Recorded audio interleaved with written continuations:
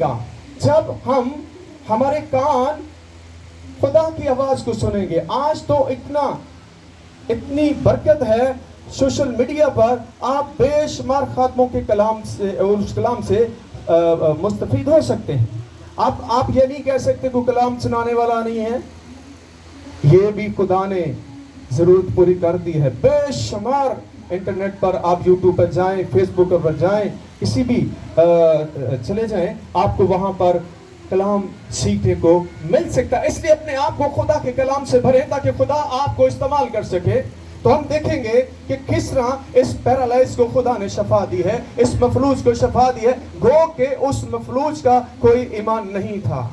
آج بھی بہت سارے ایسے لوگ ہیں جو مسیح پر ایمان نہیں رکھتے, لیکن خدا ایمانداروں کی دوا کے وسیلہ سے ان کو بچائے گا. آمین, ہاللویا.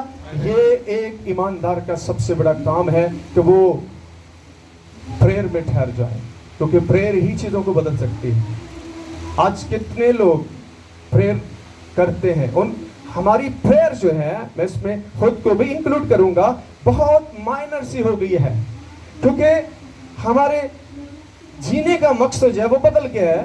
ہمارا جینے کا مقصد دنیاوی چیزیں حاصل کرنے کا ہے. جب آپ کا مقصد جو ہے آسمانی چیزوں کو حاصل کرنے کا ہوگا تو پھر آپ سب کچھ چھوڑ کر پریئر میں ٹھہریں گے. کتنے لوگ اپنی فیملی کے ساتھ گھنٹوں گھنٹے پریئر میں ٹھہرتے ہیں, مسائل کتنے بڑے ہیں, مصیبتیں کتنی بڑی ہیں, پریشانیاں کتنی بڑی ہیں, بیماریاں کتنی بڑی ہیں, لیکن دعا مائنر ہے تو پھر کچھ بھی نہیں ہوگا. رزلٹ تو بڑے چاہتے ہیں لیکن دعا کوئی بھی نہیں. وداؤٹ پریئر کوئی رزلٹ نہیں آپ کو آنے والا. اس لیے خود کو گھٹنوں کے بل خدا کے حضور میں جھکائیں. تو ہم دیکھتے ہیں اس کی اس آیت پر غور کریں گے. پہلی بات ہے کہ خدا وہاں پر جب یسوع جہاں بھی جاتے تھے تو وہاں پر بھیڑ لگ جاتی تھی, بہت ساری مخلوق جمع ہو جاتی تھی, کیونکہ لوگ ایک ایسے مسیحا کی تلاش کرتے ہیں جو ان کی مدد کر سکے, اور وہ مسیحا یسوع مسیح ہے. آمین. تو جب مسیح کہیں بھی جاتا تھا, کسی بھی علاقے میں جاتا تھا, کسی بھی دیہات میں جاتا تھا, تو آپ دیکھ سکتے ہیں پہلے سے ہی لوگ اس کے ویلکم کے لیے, اس کے استقبال کے لیے اپنے آپ کو اور اپنے خاندانوں کو وہاں پر اکٹھا کرتے تھے. میں آج صبح ایک ورڈ میرے ذہن میں آیا کہ ہمیں خاندانی طور پر خدا کے ساتھ چلنا ہے. آمین. دعا کیا کریں, خدا مجھے خاندانی طور پر چرچ میں جانے کا فضل دے, کیونکہ آپ کے خاندان کے بہت سارے لوگ جو ہیں وہ چرچ نہیں آتے. کیا آپ نے کبھی اس بات پر غور کیا کہ ابلیس نہیں چاہتا کہ آپ کی فیملی جو ہے وہ خدا کے پاس آ سکے؟ یہ مشکل ہے, لیکن آپ جب پریئر کریں گے تو بندھن ٹوٹیں گے. وداؤٹ پریئر کوئی بندھن نہیں ٹوٹتا. یہ ایک روحانی ویپن ہے آپ کے پاس, اس کو آپ کو استعمال کرنا ہوگا. آپ جو کچھ مرضی کر لیں, اگر آپ کے اندر پریئر نہیں ہے تو آپ افیکٹو نہیں ہوں گے. پریئر بہت زیادہ ضروری ہے. یہ خدا نے مجھے بھی سکھایا ہے اور میں نے اس پر عمل کرنا شروع کیا ہے. دیکھیں کس طرح سے حالات بدلتے ہیں. آپ اپنی طاقت سے, اپنی عقل سے, اپنے زور سے کچھ بھی بدل نہیں سکتے. بائبل کیا کہتی ہے نا, زور سے نہ توانائی سے بلکہ خدا کے روح سے یہ بڑا پہاڑ کیا ہوگا, میدان ہوگا. بہت سارے پہاڑ ہو سکتے ہیں آپ کی خاندان میں, آپ کی کلیسیا میں, آپ کے ارد ماحول میں, آپ کے علاقہ میں, آپ کے ملک میں ایسے مسائل ہو سکتے ہیں, لیکن آپ کتنی پریئر کرتے ہیں, کیونکہ خدا ایمانداروں کی دعا کو سنتا ہے. آمین. خدا کیسی دعا سنتا ہے؟ جو راز باز ہے. آئیں اس بات پر ہم آج غور کریں گے. تو کیا ہوا اس واقعہ میں, اور لوگ ایک مفلوج کو 4 آدمیوں سے اٹھوا کر اس کے پاس لائے. ان لوگوں کی محبت دیکھیں کہ اتنی ہے. آج کتنے لوگ جو بیمار ہیں ان سے محبت کرتے ہیں, آپ انہیں یسوع کے بارے میں بتاتے ہیں, وہ اپنی اس بیماری سے عاجز آ چکا ہے اور وہ بیماری جو ہے وہ ٹھیک نہیں ہو رہی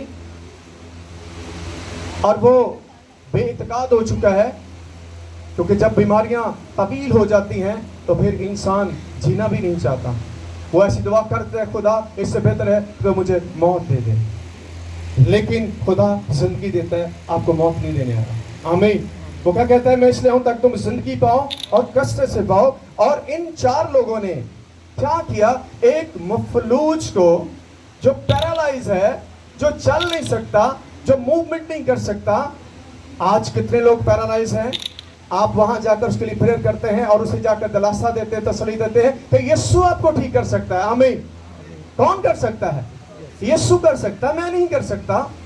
उन लोगों का, 4 लोगों का ये फेथ था कि यीशु वहां पर आया है, यीशु इसको ठीक करेगा। वो जो मफलूज था उसका फेथ नहीं था, लेकिन इनके फेथ को खुदा ने इस्तेमाल किया और उनकी स्ट्रगल देखे, उनकी मोहब्बत देखे, उनकी वफादारी देखे, उनका ईमान देखे। बहुत सारी रुकावटें आई, बहुत सारी उलझने आए, लेकिन जब आप नेकी के लिए कुछ ठान लेते हैं तो फिर हर पहाड़ यीशु मैदान करेगा।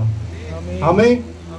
लेकिन उस नेकी का जो बैकग्राउंड है वो ये हो, भलाई हो, किसी का फायदा हो, किसी को आप खुदा के पास लाने का जरिया बने। तो मैं आपको बताता हूं, खुदा आपकी मदद के लिए तैयार है। तो उन्होंने क्या किया, उन्होंने उस शख्स को, 4 लोगों ने, कितने लोगों ने? 4 लोगों ने उठवाकर उसके पास लाए। अब पहली जो उनके सामने मुश्किल आई है, मगर जब वो भीड़ के सबब से उसके नजदीक ना आ सके, क्योंकि क्राउड बहुत ज्यादा था, भीड़ बहुत ज्यादा थी, और वो यीशु के पास लाना चाह रहे थे, लेकिन क्राउड की वजह से, पब्लिक ज्यादा थी, लोग ज्यादा थे, भीड़ ज्यादा थे। अब उन्होंने ये नहीं किया यार बस हम नहीं यीशु से इसको मिला सकते, नहीं, उनके इरादे मजबूत थे। हमें उनके इरादे क्या थे? मजबूत थे। उन्होंने उस मुसीबत को, उस रुकावट को उन्होंने फेस किया। वो कैसे फेस किया? मैं जब इस बात पर गौर कर रहा था तो मैंने बहुत सारी चीजें इसमें सीखी। देखें क्या हुआ, उन्होंने एक प्रोग्राम बनाया बैठ करके कैसे यीशु तक इसको पहुंचाया जाए, क्योंकि वो खुद तो जा नहीं सकता। वो इतनी दूर से उठाकर उसको यीशु के पास ले आए, लेकिन आगे भीड़ की वजह से यीशु तक पहुंचाना उनके लिए बहुत ज्यादा मुश्किल था।